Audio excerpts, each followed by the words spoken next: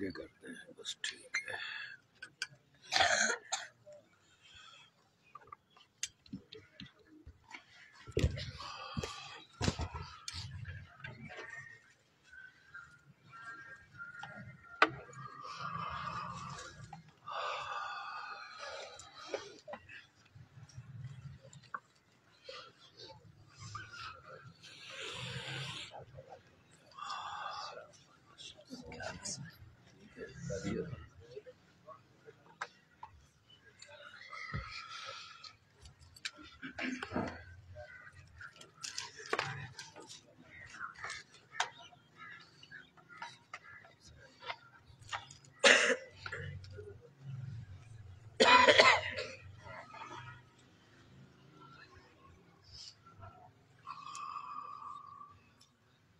الحمد للہ وحدہ لا شریک لہ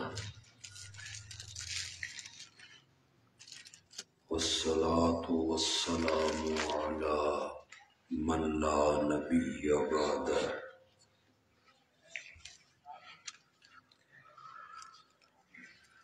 وعلى آلہ واصحابہ الذین اوفوا عہدہ.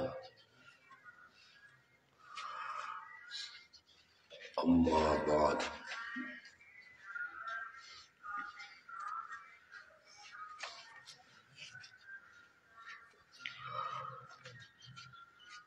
کل کے سبق میں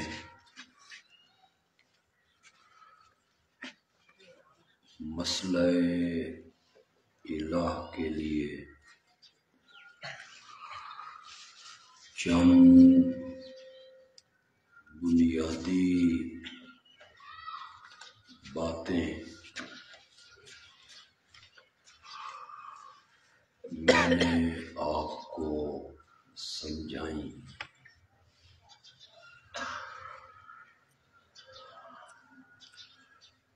اس میں مسئلہ الہ کی اہمیت،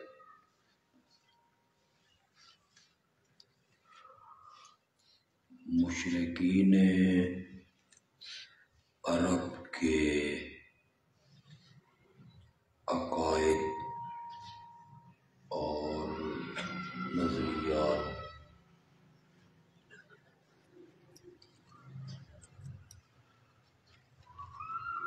انبیاء اور ان کی قوموں کے درمیان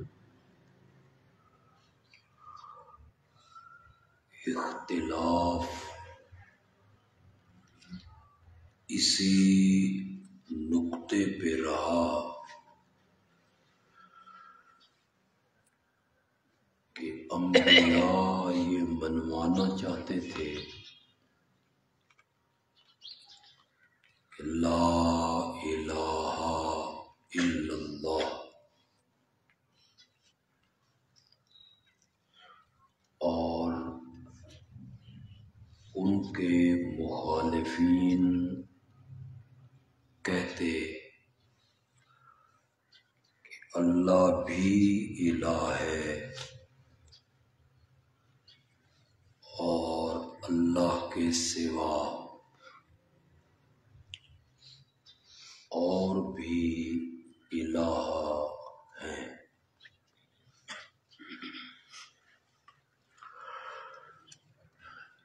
امام الانبیاء حضرت سیدنا محمد الرسول اللہ صلی اللہ علیہ وسلم نے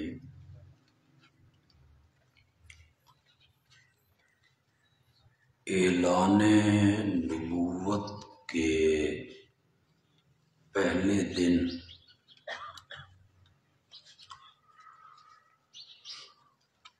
اپنی قوم کے سامنے جب اس پیغام کو رکھا، بیان کیا،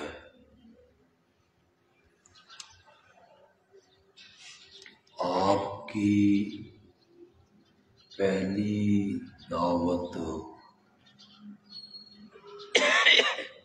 یہی تھی کہ قولوا لا الہ الا اللہ تفلحوا۔ اگر تم اس کلمے کا اقرار کر لو کہ اللہ کے سوا کوئی الہ نہیں،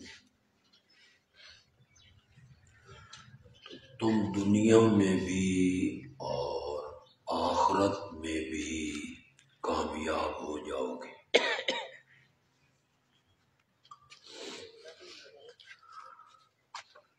یہ پیغام جب آپ نے قوم کے سامنے رکھا، سب لوگ سیخ پا ہو گئے،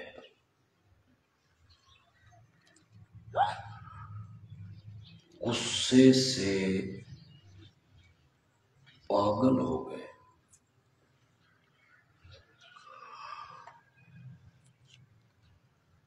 آپ کے چچا نے آپ کو بددعا دی، تباً لک سائر الیوم لہذا جمعتنا،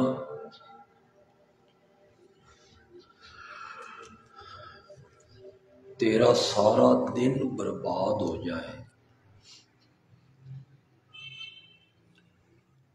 کیا تو نے یہ سنانے کے لیے ہمیں اکٹھا کیا تھا؟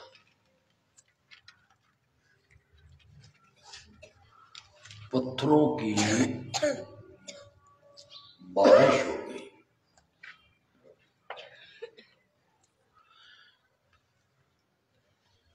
کل کے سبق میں ہم نے پڑھا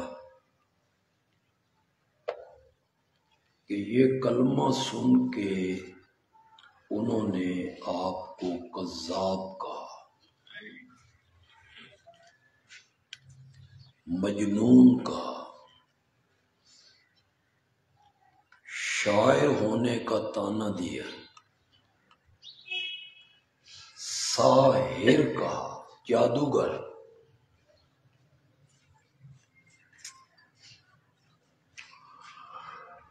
اس کے بعد مکے کی 13 سالہ زندگی میں آپ کے ساتھ جو کچھ ہوا وہ تاریخ کا حصہ ہے۔ قتل کی تدبیر ہوئی، وطن سے نکالنے کے مشورے ہوئے، آپ مکہ چھوڑ کے مدینہ چلے گئے، وہاں بھی آپ کو سکھ کا سانس نہ لینے دیا گیا۔ بدر، احد، خندق، جنگیں، لڑائیاں، شہادتیں، یہ سب کچھ بڑی معروف بات ہے، آپ علماء سے سنتے رہتے ہیں، لیکن کبھی آپ نے اس پر غور کیا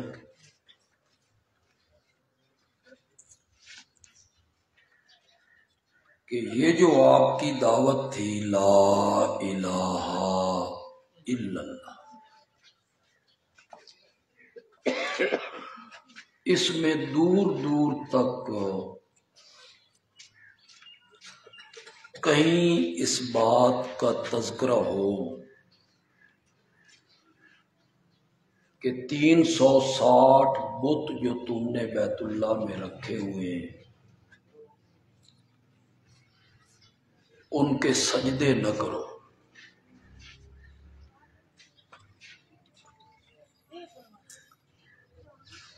ان کے نام کی نظر و نیاز نہ دیا کرو،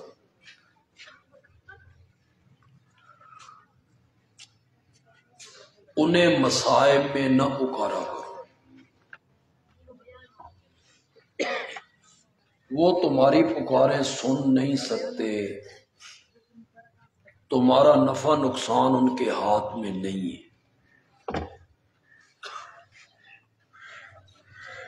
وہ مالک نہیں ہے، مختار نہیں ہے، عالم الغیب نہیں ہے، متصرف نہیں ہے۔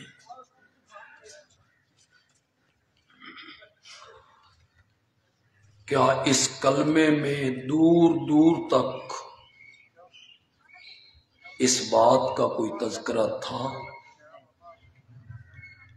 کوئی تذکرہ نہیں تھا۔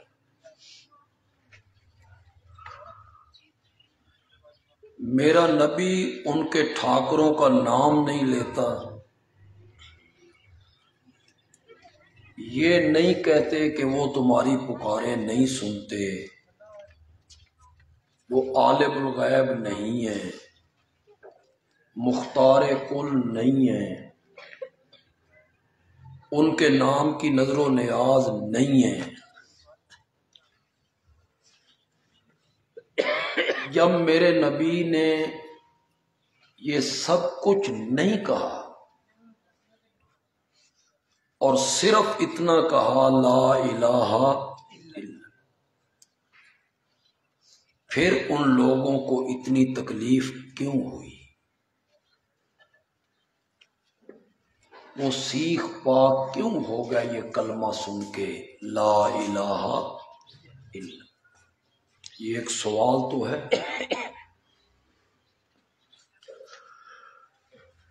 ذہنوں میں پیدا ہوتا ہے۔ یا تو آپ کہتے نا کہ جن کی پوجا پاٹ تم کرتے ہو، جن کے نام کی نظر و نیاز تم دیتے ہو، وہ نظر و نیاز کے لائق نہیں ہیں، وہ تمہارے حالات سے واقف نہیں ہیں، انہیں تمہارے حالات کا علم نہیں ہے، تمہارا نفع نقصان ان کے اختیار میں نہیں ہے۔ یہ کہتے تو انہیں تکلیف ہونی چاہیے تھی۔ میرے آقا ان میں سے کوئی بات بھی نہیں کہتے، میرے آقا صرف کہتے ہیں لا الہ الا، پھر انہیں تکلیف کیوں ہو رہی؟ جل بھن گئے، بھڑک اٹھے، تلواریں اٹھا لیں، بھائی بھائی کا دشمن ہو گیا، بیٹا باپ کا دشمن ہو گیا، چچا بھتیجے کا دشمن ہو گیا، ماموں بھانجے کا دشمن ہو گیا۔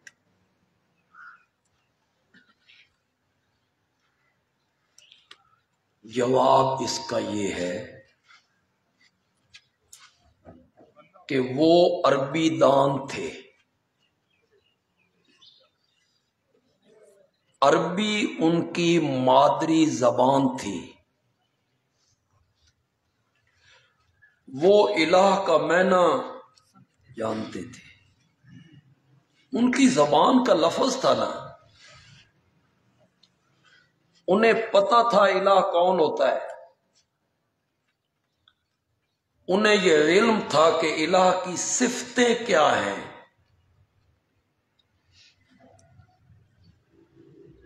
اس لیے جب انہوں نے دیکھا کہ اس کلمے میں سب الہوں کی نفی ہے اور ایک اللہ الہ کا اس بات ہے، انہیں سمجھ آ گئی کہ وہ جو 360 بیت اللہ میں رکھے ہوئے ہیں، ہمارے گھروں میں ہیں، دکانوں میں رکھے ہوئے ہیں، ان کے ہاتھ میں نفع نقصان کوئی نہیں، وہ عالم الغیب نہیں، وہ اس لائق نہیں کہ وہ ہماری پکاریں سنیں یا ان کے نام کی نظر و نیاز دی جائیں۔ انہیں یہ سارا پتہ چل گیا یہ کلمہ سن کے، اس لیے کہ وہ عربی دان تھے، الہ عربی کا لفظ تھا، وہ الہ کا معنی جانتے۔ ہمارے لیے مسئلہ یہ ہے کہ ہماری مادری زبان ہے اردو، پنجابی، پشتو، فارسی. کسی کی فارسی ہے، کسی کی پشتو ہے، کسی کی اردو ہے. ہم لا الہ الا اللہ بھی پڑھتے رہتے ہیں، قبروں پہ سجدے بھی کرتے رہتے ہیں، اور ہم کہتے ہیں ہم نے کوئی انہیں الہ مانا ہے. ہم لا الہ الا اللہ بھی پڑھتے رہتے ہیں، اللہ کے سوا اوروں کے نام کی نظر و نیاز بھی دیتے رہتے ہیں. ہم کہتے ہیں ہم انہیں الہ تو نہیں مانتے، انہیں غائبانہ حاجات میں پکارتے ہیں اس نظریے سے کہ وہ ہمارے حالات سے واقف ہیں، ہمیں نفع پہنچا سکتے ہیں. یہ سب کچھ ہم کرتے رہتے ہیں، اور ہم کہتے ہیں کہ ہم نے انہیں الہ تو نہیں مانا. ہم تو کہتے ہیں لا الہ الا اللہ کے سوا الہ کوئی. اس لیے ضروری ہے کہ الہ کا مفہوم سمجھا جائے. الہ کون ہوتا ہے؟ الہ میں کون کون سی صفتیں پائی جاتی ہیں، اور جس میں وہ صفتیں مان لی جائیں تو اسے کیا مان لیا؟ چاہے بندہ زبان سے کہے یا نہ کہے. الہ والی صفت اگر کسی میں مان لی تو گویا کہ اسے کیا مان لیا؟ الہ.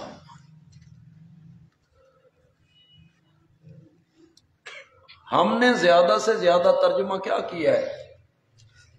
نہیں کوئی معبود مگر اللہ.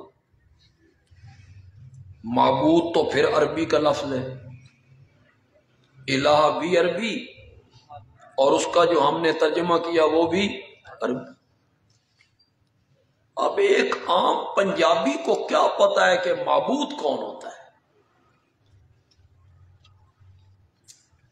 ہم نے اس کا اور آسان ترجمہ کیا تو ہم نے کہا نہیں کوئی عبادت کے لائق مگر اللہ. عبادت پھر عربی. اب ایک عام جٹ ذمہ دار کو کیا پتا ہے کہ عبادت کیا ہوتی ہے؟ عبادت کسے کہتے ہیں؟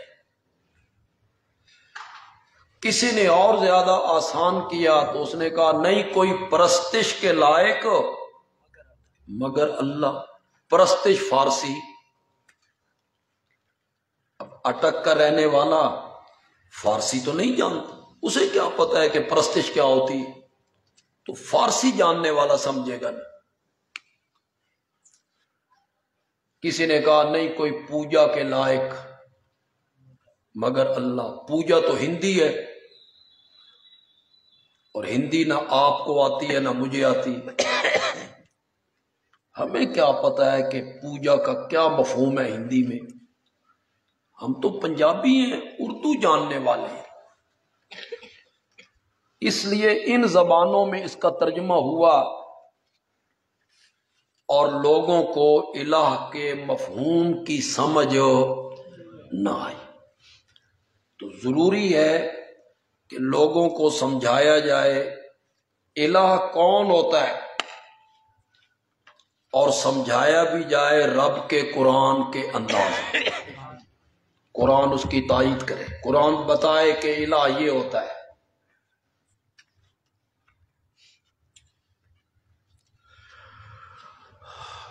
ہمارا جو آبائی قصبہ ہے بندیال، میرے والد صاحب تو وہاں سے ہجرت کر کے نکل آئے تھے، اور نکلے بھی تھے حق بیان کرنے کی پاداش میں. وہ سرداری نظام ہے وہاں، بڑے بڑے چودھری اور بڑے بڑے ملک، آپ کے سپریم کورٹ کے جو چیف جسٹس ہیں یہ بھی وہیں کے رہنے والے. یہ بڑے بڑے سردار، بڑے بڑے چودھری، بڑے بڑے ملک ملک، ان کی نیچے رعایا،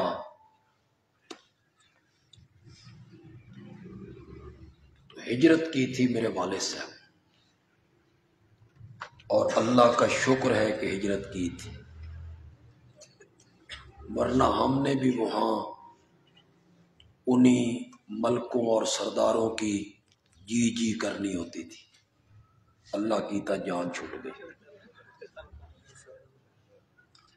ہمارے وہاں ہیں سب، ہمارے چچا کے بیٹے وغیرہ سب وہاں ہیں، تو وہاں یہ مذہبی کلیش ہے، بڑا زبردست کلیش ہے۔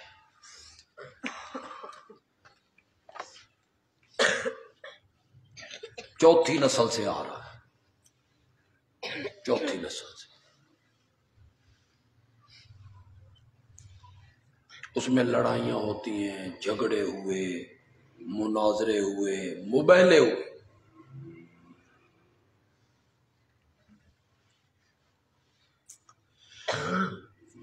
ایک موقع پر حضرت شیخ القرآن مولانا غلام اللہ خان رحمۃ بندیال تشریف لائے ہمارے جلسے پر، یہ ہماری پیدائش سے پہلے کی بات۔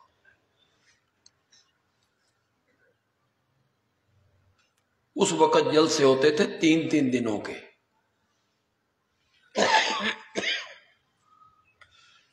ہم مشرقی سمت میں اور دوسرے فریق کے لوگ مغربی سمت۔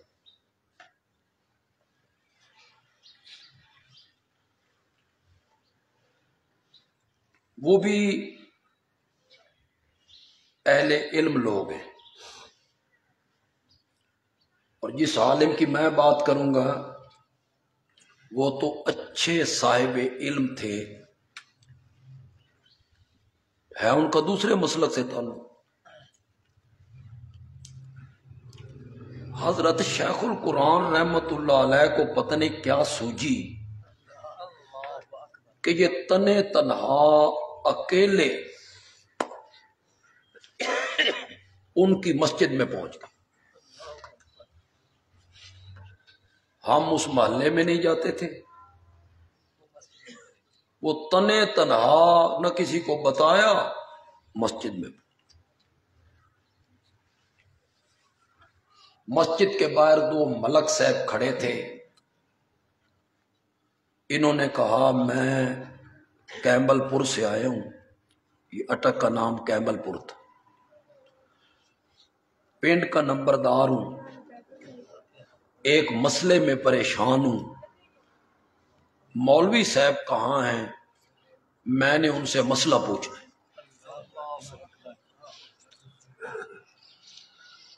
انہوں نے بھی سوچا بھئی ذمہ دار آدمی ہے، چودھری ہے، نمبردار ہے، تو مجی دیاں بہناں ہوندیاں، انہوں نے بڑا احترام کیا، عزت کی، رکھ رکھاؤ والے وہ بڑے لوگ ہیں، ہاں ہیں وہ چودھری اور سردار، لیکن رکھ رکھاؤ بڑا ہے ان کا، ہم بھی سامنے آئیں گے تو ہمارے گھٹنے پہ ہاتھ رکھ رکھ کے ملیں گے، رکھ رکھاؤ بڑا ہے ان میں۔ انہوں نے کہا جی وہ اوپر بیٹھے ہیں بالا خانے میں، آئیں آپ ہمارے ساتھ مسئلہ پوچھ لیں۔ گئے، انہوں نے کہا جی یہ کیمبل پور سے آئے ہیں، پنڈ کے نمبردار ہیں، یہ کوئی مسئلہ پوچھنا چاہتے۔ ان مولوی صاحب نے کہا جی پوچھو۔ حضرت شیخ القرآن نے فرمایا جی لا الہ الا اللہ کا معنی پوچھنا ہے۔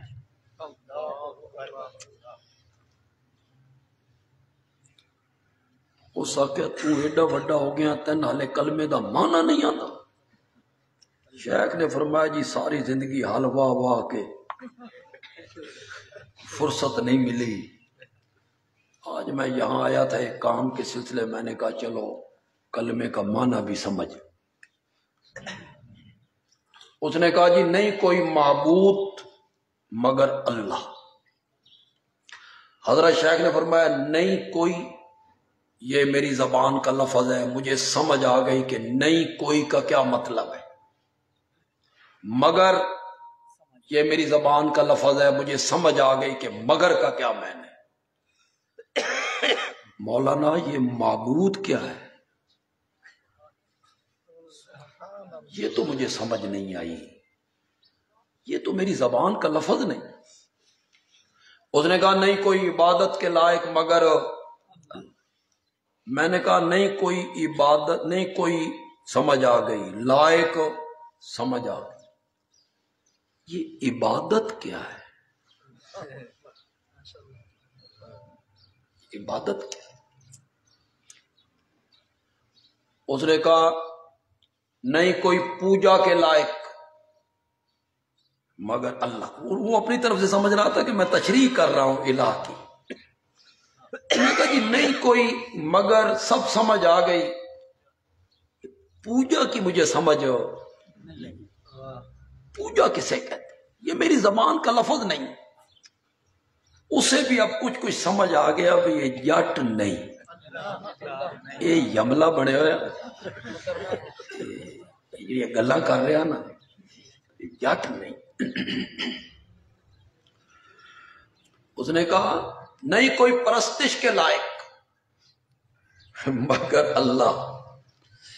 تو آپ میں سے حضرت شیخ کو جن لوگ ملے ہیں یا ان سے کوئی صحبت رہی ہے تو ان کی طبیعت میں تھوڑا سا لاؤبالی پن تھا، تیزی تھی، تھوڑی سی طبیعت میں تیزی۔ پہلے وہ مانا کر چکا تھا نہیں کوئی پوجا کے لائق، پھر اس نے مانا کیا نہیں کوئی پرستش کے لائق۔ جب اس نے یہ مانا کیا نہیں کوئی پرستش کے لائق تو حضرت شیخ نے کہا واہ مولانا واہ، ایڈی ساری پوجا من سمجھ نہیں آئی، تو ایڈا سارا پرستش کڈ مارے۔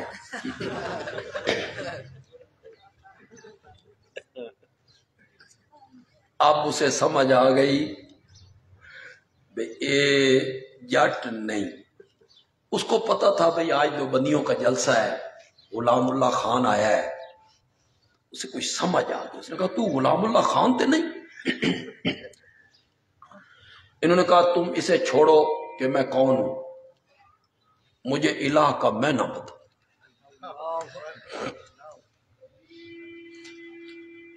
وہ کہنے لگا الہ کیڑا سیگا؟ اس نے اب علمی بحث شروع کی، وہ ملک بھی تھے نا ساتھ سن رہے تھے۔ اس نے کہا الہ کیڑا سیگا؟ میں آکھا سیگا کس نال کھادا جاندا، مجھے کیا پتا ہے سیگا کیا ہوتا ہے، میں جٹ آدمی ہوں حلوان والا، مجھے کیا پتا ہے الہ کون سا سیگا ہوتا ہے۔ اس نے طالب علموں کو اشارہ کیا بھائی ضرب یضرب، میں تھوڑی سی مرمت کرو۔ میں آکھا مولوی صاحب گل سن، یہ مار کے سمجھانا ہی نا پھر من سمجھ آ گئی، تے جے اونج سمجھانا ہی نا تو من کک سمجھ نہیں آئی۔ مار کے نہ سمجھا، الہ دا میں نہ دس۔ وہ ادھر والد ہمارے والد مرحوم رحمت اللہ علیہ کو پتہ چلا شیخ کہاں گئے، کسی نے کہا جی وہ تو ادھر جا رہے تھے اکیلے۔ وہ جو ہماری جماعت کے ملک صاحبان ہیں، سردار لوگ، انہیں بھیجا گیا، وہ بڑی مشکل سے وہاں سے حضرت شیخ کو نکال کے لے آئے۔ تو والد صاحب نے ذرا غصے میں آ گئے کہ کوئی نقصان ہو جاتا تو بڑی بےزتی ہوتی۔ تو والد صاحب نے کہا تسی کیوں گئے ہو، جان دا کوئی فائدہ ہے سی؟ تو حضرت شیخ کہتے ہیں مولانا دو ملکاں دے پیراں تلوں میں زمین کڈ آیا ہی، میں وہاں سے نکل رہا تھا اور وہ ملک مولوی صاحب کو کہہ رہے تھے کچھ شک سانوی پہ گیا۔ الہ کا معنی کیا؟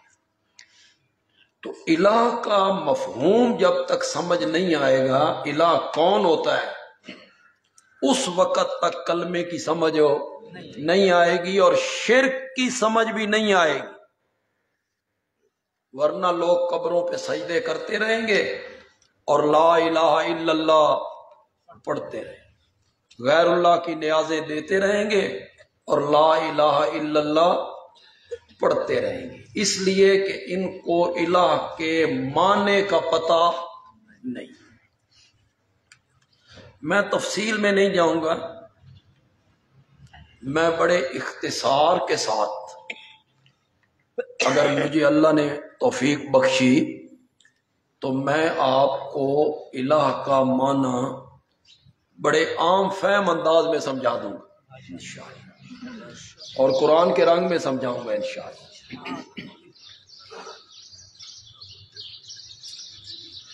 قرآن پاک کا مطالعہ کیا جائے، قرآن پاک کو غور سے، تفکر سے پڑھا جائے تو یہ بات سمجھ آتی ہے کہ دو صفتیں صرف الہ میں پائی جاتی ہیں۔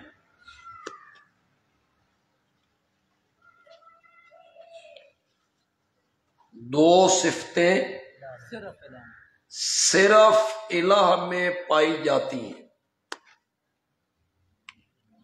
الہ کے علاوہ وہ دو صفتیں کسی میں نہیں پائی جاتی۔ جس میں وہ دو صفتیں مان لی جائیں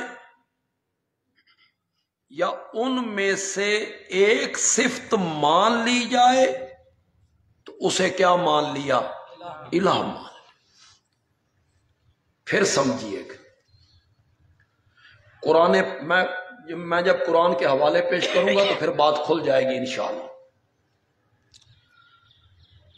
دو صفتیں صرف الہ کی ہیں، الہ ہی میں پائی جاتی ہیں، وہ الہ کی صفتیں ہیں جس میں وہ دو صفتیں یا دو میں سے ایک صفت اس میں مان لی جائے، اس کو کیا مان لیا؟ الہ۔ چاہے زبان سے کہے یا نہ کہے،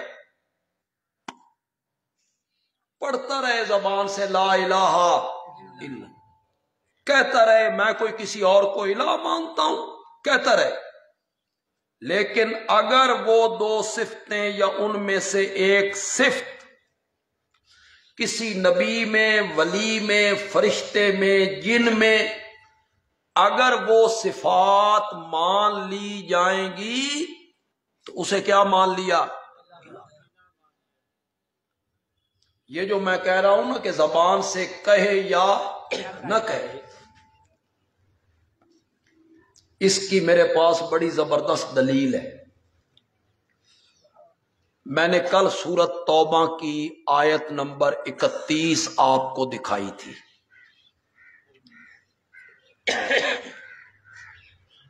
اتخذوا احبارہم ورہبانہم اربابا من دون اللہ،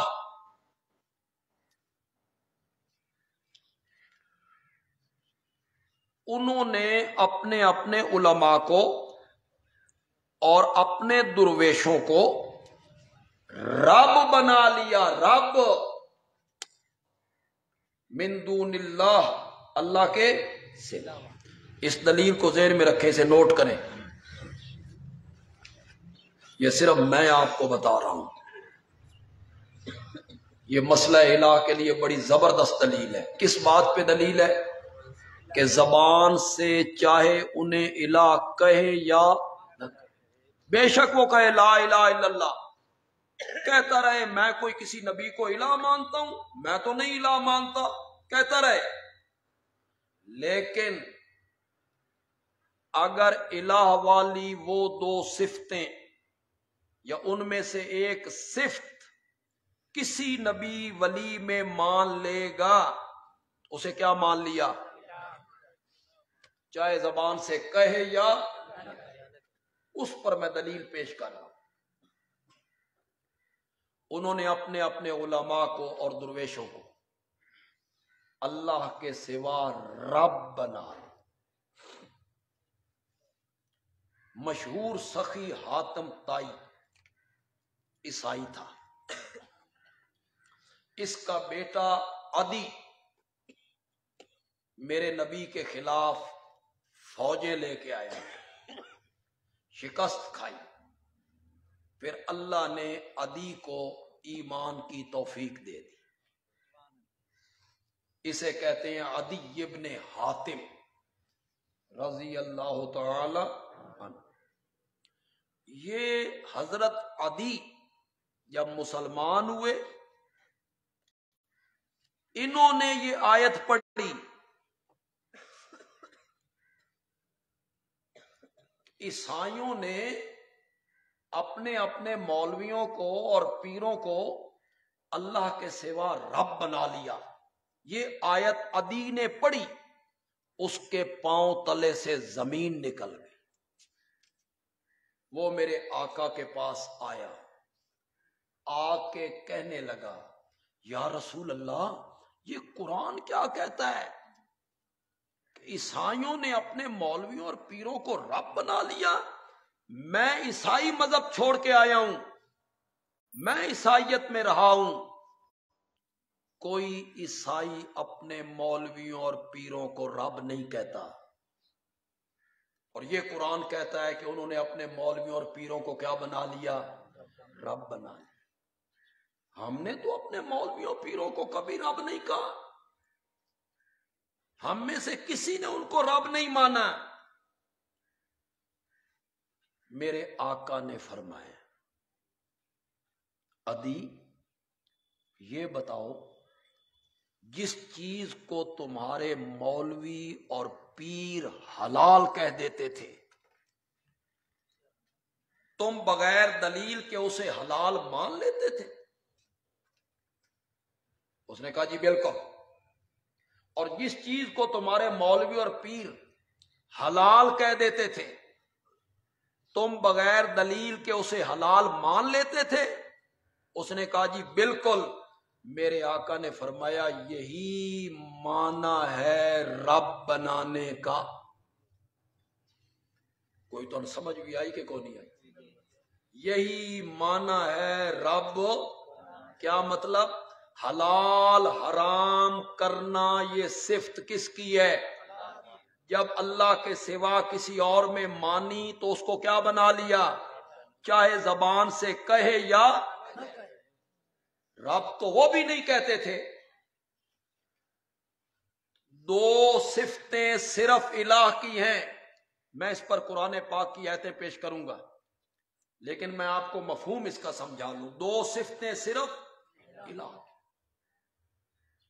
الہ ہی میں پائی جاتی، صفتیں الہ کی.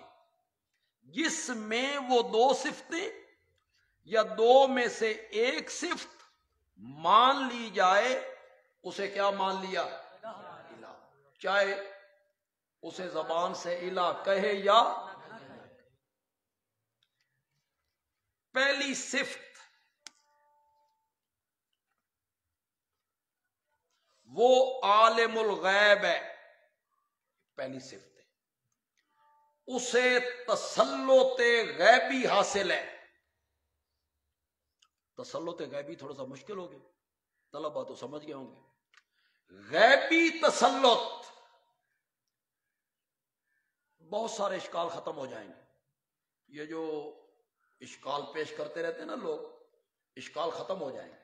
غیبی تسلط کا مطلب یہ ہے جس کے لیے میں یہ تعظیم کر رہا ہوں، مثلا ہاتھ باندھ کے کھڑا ہوں، رکوع کر رہا ہوں، نظر دے رہا ہوں، نیاز دے رہا ہوں، پکار رہا ہوں، حجر اسود کو چوم رہا ہوں.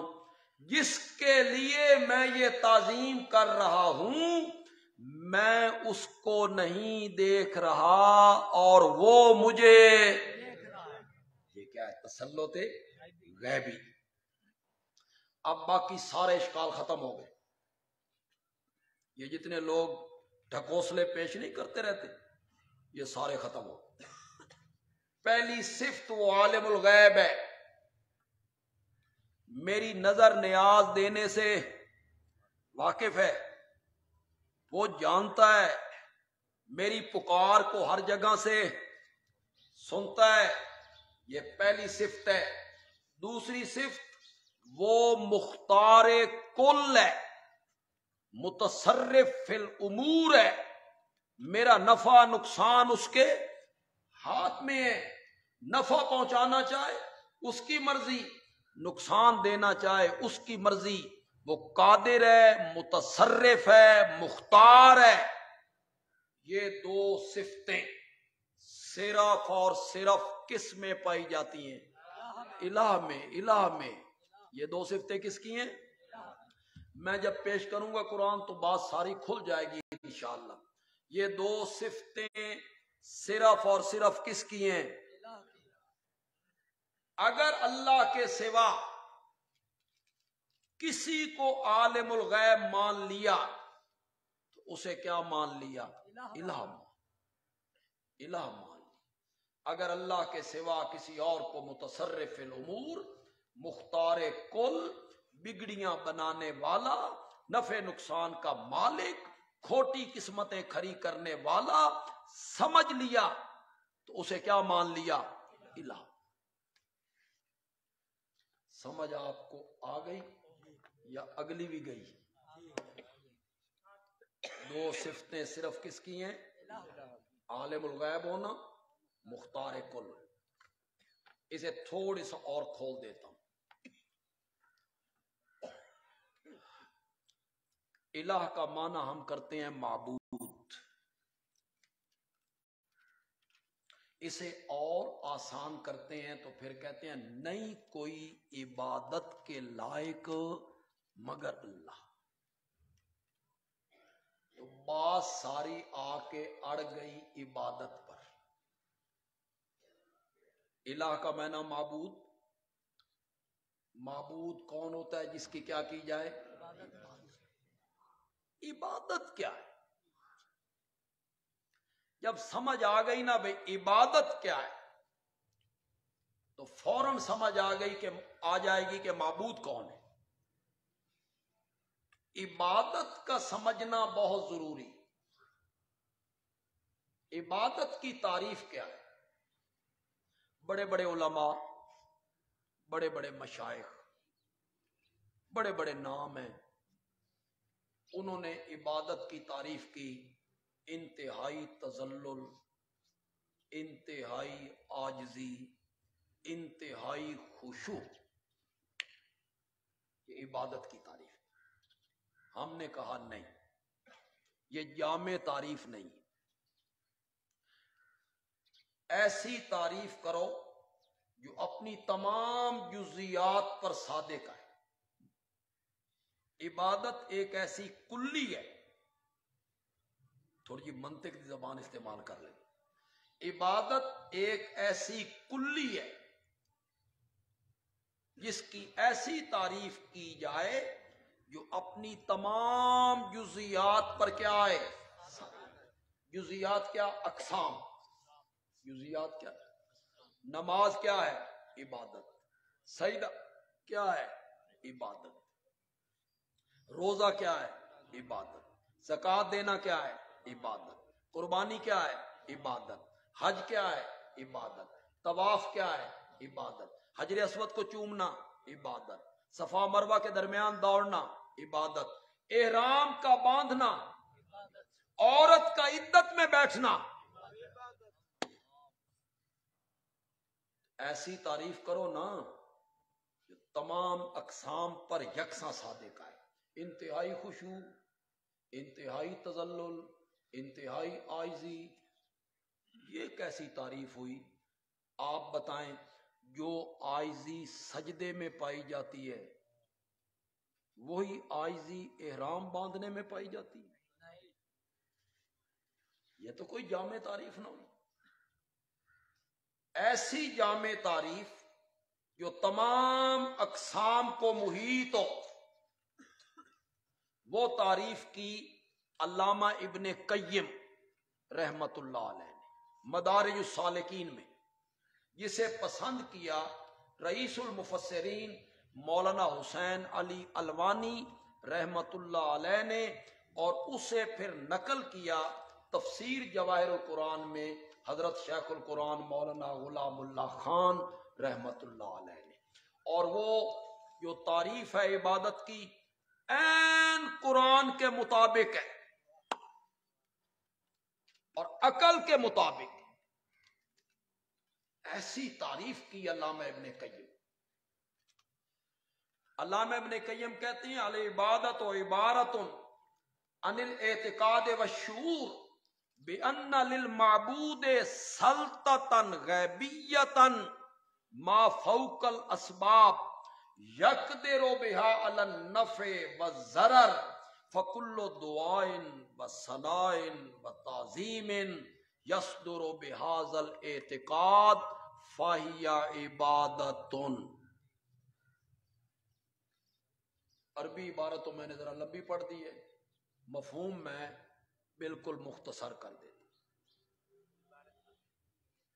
دو نظریے ذہن میں رکھ کے، بہت آسان کرنا چاہتا ہوں تاکہ ہر بندے کو سمجھ آ جائے۔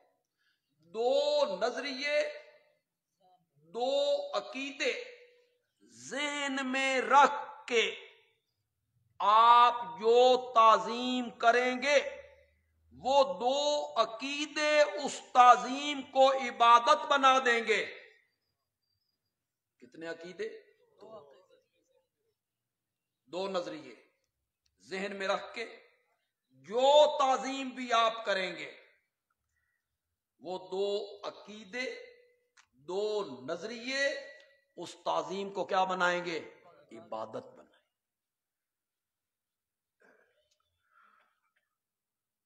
نماز میں یہ جو قیام ہے، قیام آپ ہاتھ باندھتے کھڑے ہوتے ہیں، یہ عبادت نہیں؟ عبادت ہے۔ آپ اپنے والد صاحب کے سامنے، والدہ کے سامنے، استاد کے سامنے، مرشد کے سامنے کھڑے ہو جائیں ادب سے، وہ عبادت بنے گا؟ کیوں نہیں بنے گا؟ معلوم ہوا نرا کھڑا ہونا تو عبادت نہیں نا۔ اگر نرا کھڑا ہونا عبادت ہوتا تو آپ اپنی والدہ کے سامنے کھڑے ہوتے، والد صاحب کے سامنے تعظیماً کھڑے ہوتے، استاد کے سامنے آپ یوں تعظیم سے کھڑے ہو جاتے تو وہ بھی عبادت بنتا نا۔ وہ عبادت نہیں بنتا۔ یہاں کھڑے ہوئے ہیں تو عبادت بن گیا۔ کیوں؟ ماں باپ کے سامنے کھڑے ہوئے ہیں تو وہ عقیدے ذہن میں موجود نہیں ہیں، اور جب رب کے سامنے کھڑے ہوئے تو یہ عقیدہ موجود ہے کہ جس رب کے آگے کھڑا ہوں وہ مجھے دیکھ رہا ہے اور میں اس کو۔ اس عقیدے نے اس کھڑے ہونے کو کیا بنا دیا؟ عبادت بنا۔ یہ نظریہ اس تعظیم کو عبادت بنا دیا۔ جن لوگوں تک میری آواز پہنچے گی، یہاں تو اس طبقے کے لوگ کم آئے ہوں گے یا نہیں آئے ہوں گے، فیس بک کے ذریعے کہیں آواز پہنچ جائے اور اللہ کرے کسی کی ہدایت کا سبب بن نہیں جائے، پہنچ جائے آواز، تو اس بات پہ وہ لوگ تھوڑا سا غور کر لیں۔ ماننا نہ ماننا ان کی مرضی ہے، غور کر لیں۔ جمعے کے دن فرض نماز ہوئی، 2 رکعتیں ہم نے پڑھی، ہم اللہ کے سامنے کھڑے ہو گئے، سنتیں پڑھی، اللہ کے سامنے کھڑے ہو گئے۔ یہ کھڑا ہونا کیا ہے؟ کس نظریے نے عبادت بنایا؟ وہ مجھے دیکھ رہا ہے، وہ مجھے دیکھ رہا ہے، میں اس کو نہیں دیکھ رہا۔ جمعہ ختم ہو گیا، سنتیں پڑھ لی گئیں، نفل پڑھ لیے گئے، ہمارے دوست ایک مرتبہ پھر کھڑے ہو گئے، اور نظریہ اب بھی یہی ہے کہ نبی پاک ہمیں دیکھ رہے ہیں اور ہم انہیں نہیں دیکھ رہے۔ میرے بھائی، اسی نظریے نے تو کھڑے ہونے کو عبادت بنایا تھا۔ رب کے سامنے کھڑے ہو گئے تو رب کی عبادت بن گئی، نبی پاک کے لیے کھڑے ہو گئے تو یہ ان کی کیا بن گئی؟ عبادت۔ اور کلمے میں آپ نے کہہ رکھا ہے اللہ کے سوا عبادت کے لائق۔ نظریہ اس تعظیم کو عبادت بنائے گا۔ حجر اسود کو چومنا عبادت نہیں؟ عبادت ہے نا۔ تو جو لوگ قبروں کو پوجتے ہیں، مزاروں کو چومتے ہیں، چوکھٹوں کو چومتے ہیں، ان سے جب ہم کہتے ہیں کہ یار یہ تم کم غلط کام کرتے ہو، یہ ٹھیک نہیں ہے، تو وہ کہتے ہیں تساں اپنے پتراں نو نہیں چوم دے؟ یہ پتراں دا نام تو ذرا تہذیب نال میں لے لیا، ورنہ وہ پتراں دا نہیں آکھ دے، وہ تو کچھ اور کہتے ہیں۔ تسی نہیں چوم دے تے تسی پتر نو چومو تے صحیح، اسی مزار دی چوکھٹ چومیے تے غلط۔ میں نے کہا میرے بھائی نیرا چومنا عبادت نہیں ہے، اس کے پیچھے ایک نظریہ ہے، وہ نظریہ اس چومنے کو کیا بناتا ہے؟ عقیدہ اس چومنے کو عبادت بناتا ہے۔ حجر اسود کو چومنا اس لیے عبادت بن گیا کہ جو رب مجھے اٹک میں دیکھ رہا تھا وہ بیت اللہ کی کوکھ میں چومتے ہوئے مجھے دیکھ رہا ہے، میں اس کو نہیں دیکھ رہا، میں اسے نہیں دیکھ رہا۔ چوموں گا تو وہ خوش ہوگا، چوموں گا تو وہ خوش ہوگا۔ اس نظریے نے حجر اسود کے چومنے کو عبادت بنایا۔ اور جب تم چوکھٹ کو چومتے ہو یا مزار کو چومتے ہو، عقیدہ تمہارا بھی یہی ہوتا ہے کہ ہم صاحب قبر کو نہیں دیکھ رہے اور صاحب قبر ہمیں، اس لیے یہ چومنا عبادت بن گیا۔ اور تم نے کلمے میں کہہ رکھا تھا لا الہ الا اللہ، اللہ کے سوا عبادت کے لائق کوئی نہیں۔ اب آپ کو سمجھ آئی؟ ہر تعظیم عبادت نہیں بنے گی۔ یہ آپ نماز میں جب اتحیات میں بیٹھتے ہیں یوں ہاتھ رکھ کے، عبادت نہیں؟ آپ اپنی والدہ کے سامنے بیٹھ جائیں، آپ اپنے والد صاحب کے سامنے یوں ادب سے بیٹھ جائیں جس طرح اتحیات میں بیٹھتے ہیں، مرشد کے سامنے بیٹھ جائیں، استاد کے سامنے، وہ عبادت بنے گا؟ معلوم ہوا نرا دو زانو بیٹھنا عبادت نہیں، ایک نظریہ اس کو عبادت بنائے گا۔ کیا؟ جس کی تعظیم کے لیے میں اس طرح بیٹھ رہا ہوں، میں اس کو نہیں دیکھ رہا اور وہ مجھے، اس طرح بیٹھنا پھر کیا بن جائے گا؟ ماں کے سامنے بیٹھیں گے تو عبادت نہیں بنے گا، باپ کے سامنے بیٹھیں گے تو عبادت نہیں بنے گا، استاد کے سامنے بیٹھیں گے تو عبادت نہیں بنے گا، کسی قبر